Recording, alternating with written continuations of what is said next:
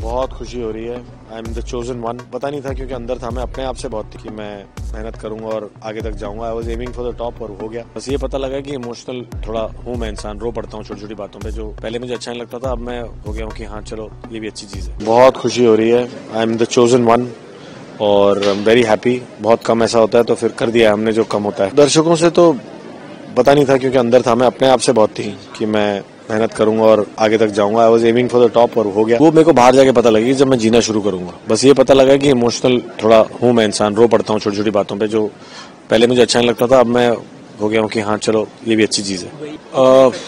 नहीं, मेरे को इफेक्ट नहीं करता है सच, बट पास में बात करो तो और भी लोग इन्वॉल्व है ना, तो वो बेचारे डिस्टर्ब्ड होंगे उस चीज के लिए। उस चीज के बारे में सोच के मुझे थोड़ा बुरा लगता है। मैं तो बाकी ढीठ आदमी हूँ, अब जो मर्जी बोलो मुझे फर्क नहीं पड़ता। यार दो लोग शायद एक ट्रॉफी के लिए लड़ रहे हैं तो कहीं ना कहीं वो खटास तो रहेगी शायद।